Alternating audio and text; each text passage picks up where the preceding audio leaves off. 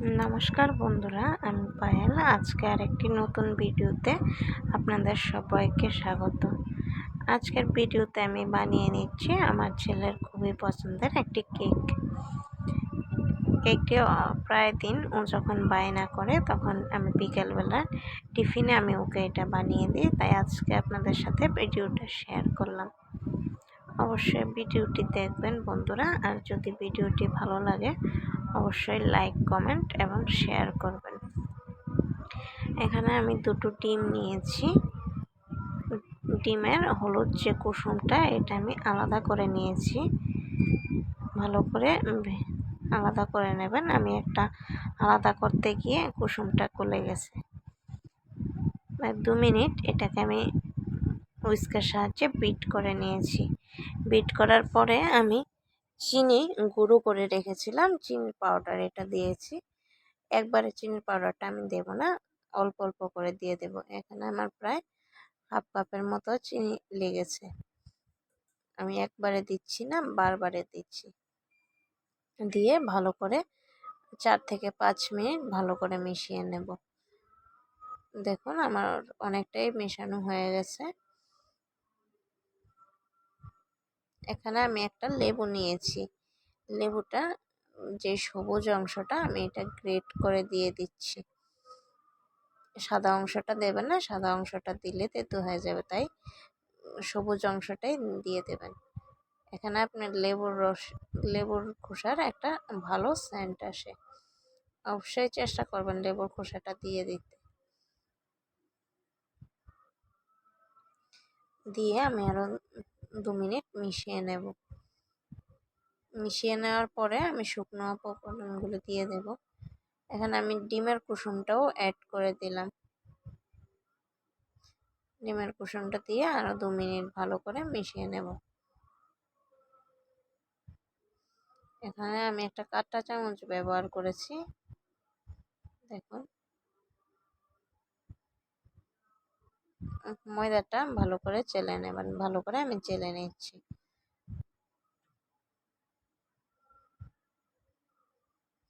যে বাটি দিয়ে চিনি মেপে নিয়েছিলাম ওই বাটি দিয়ে আমি ময়দাটা মেপে নিয়েছি। ময়দাটা আমি অল্প অল্প করে দিচ্ছি। প্রথমে অল্প দিয়ে দিচ্ছি, পরে যদি প্রয়োজন মনে হয় যে আরেকটু লাগবে তারপরে আমি আরেকটু দিয়ে দেব।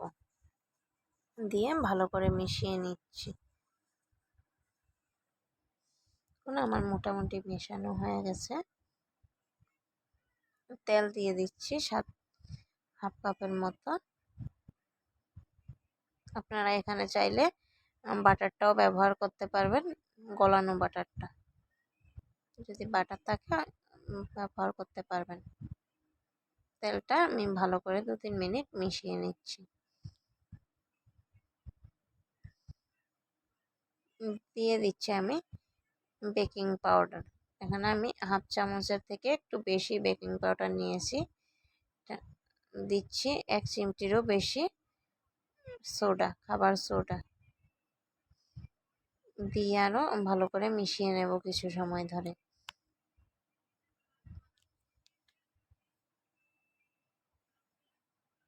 দেখুন আমার যে বাটিটাতে নিয়েছিলাম ময়দা, সব কিছুটা ময়দা আরও রয়ে গেছে। আমার সবগুলা ময়দা লাগেনি, আরেকটু ময়দা লাগবে মনে হচ্ছে, তাই আমি আরেকটু ময়দা দিয়ে দিলাম। দিয়ে ভালো করে মিশিয়ে নিচ্ছি। দেখুন আমার ঘনত্বটা ব্যাটারের কীরকম হয়েছে। এবার আমি একটা প্যানে আজকে কেকটা বসাবো। প্যানটাতে আমি কিছুটা তেল ব্রাশ করে নিচ্ছি ভালো করে। চাইলে বাটার পেপারও দিয়ে দিতে পারেন। আমি আজকে বাটার পেপার ইউজ করছি না।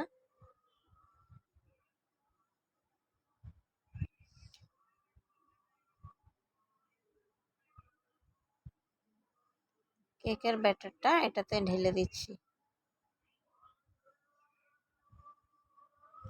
দেখবেন কেকের ব্যাটারটাতে যখন কোনো দানাদার কোনো কিছু যাতে না থাকে, ভালো করে মিশিয়ে নেবেন।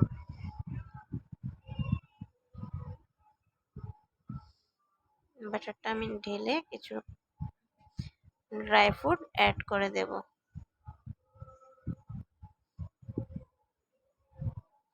কিছু কাজু বাদাম ও কিশমিশ অ্যাড করছি।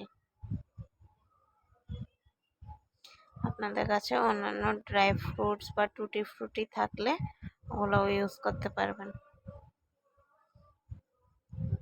ড্রাই ফ্রুটগুলো দেওয়ার পরে আমি এটাকে একটু ঝাঁকিয়ে নিচ্ছি, যাতে ভিতরে কোনো বাতাস বা লামস না থেকে যায়। এখানে আমি কড়াইতে আগে থেকে লবণ দিয়ে একটা স্ট্যান্ড দিয়ে ফ্রিহিট করে নিয়েছিলাম 5 মিনিট। এবার কেকটা আমি বসিয়ে দিলাম। দেখুন আমার প্রায় 45 মিনিটের মতো কেকটা হতে লেগেছে। আপনারা 20 মিনিট পর অবশ্যই একবার চেক করে দেখবেন যে কেকটা হয়েছে কিনা।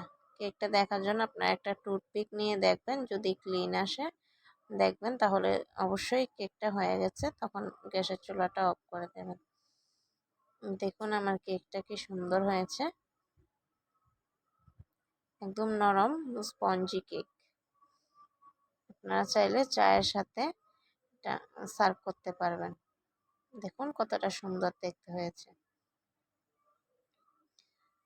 ধন্যবাদ বন্ধুরা সবাইকে।